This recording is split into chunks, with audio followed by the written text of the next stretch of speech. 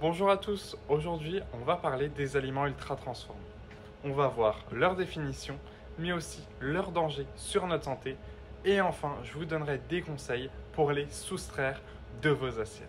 Ces aliments ultra transformés, ça va être des préparations industrielles préparées à partir de 5 ingrédients ou plus. On va avoir aussi beaucoup d'utilisation d'additifs ou d'ingrédients non naturels qu'on va retrouver dans la liste d'ingrédients de ces aliments, de ces produits.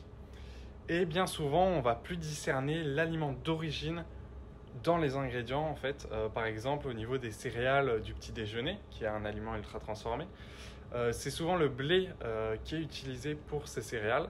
Mais à aucun moment on va reconnaître et on va discerner ce produit. Par rapport aux exemples d'aliments ultra transformés, on va retrouver les céréales du petit déjeuner, on va retrouver la plupart des gâteaux industriels, les cordons bleus, mais aussi les soupes préparées, les plats préparés ou encore les bouillons cubes.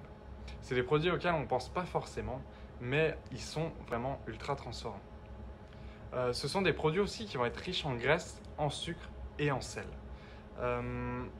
Et de par donc, leur teneur nutritionnelle, riche en graisse, en sucre et en sel, mais aussi de leur transformation, ils vont avoir des effets négatifs sur notre santé.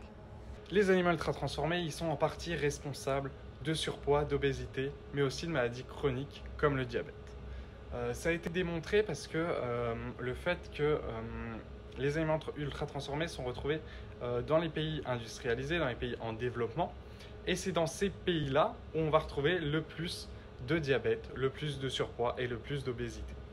A contrario, dans les pays très reculés, où on ne va pas retrouver d'aliments ultra transformés, on n'aura quasi aucun cas de surpoids, d'obésité ou de diabète.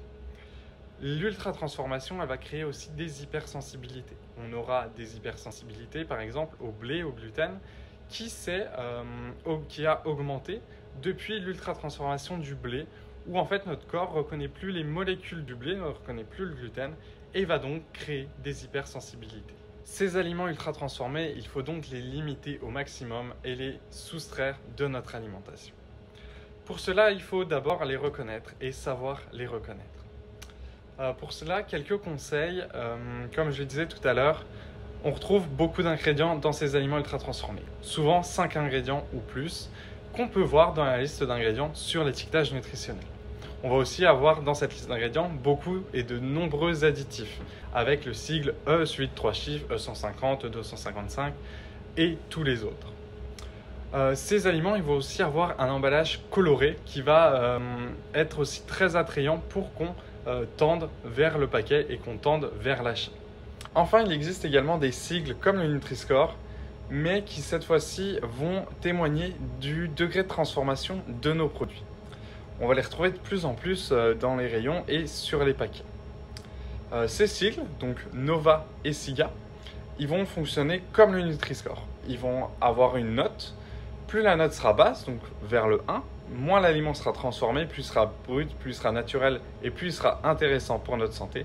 Et plus la note sera haute, jusqu'à 4 pour Nova et jusqu'à 7 pour SIGA, plus l'aliment sera transformé, ce sera des aliments ultra transformés qu'il faudra éviter.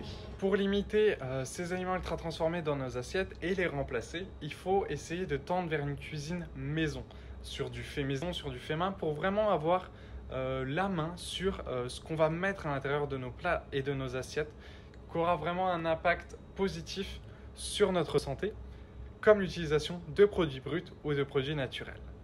Mais ne pas oublier le plaisir. C'est vrai que les aliments ultra transformés, ça peut être aussi une source de plaisir dans l'alimentation. Donc ne pas oublier et se faire plaisir de temps en temps, c'est évident, il faut garder ça. Mais pourquoi pas tenter de faire ces aliments plaisir soi-même. C'est la fin de cette vidéo sur les aliments ultra transformés. J'espère que cette vidéo, elle vous aidera à reconnaître les aliments ultra transformés dans les rayons des supermarchés.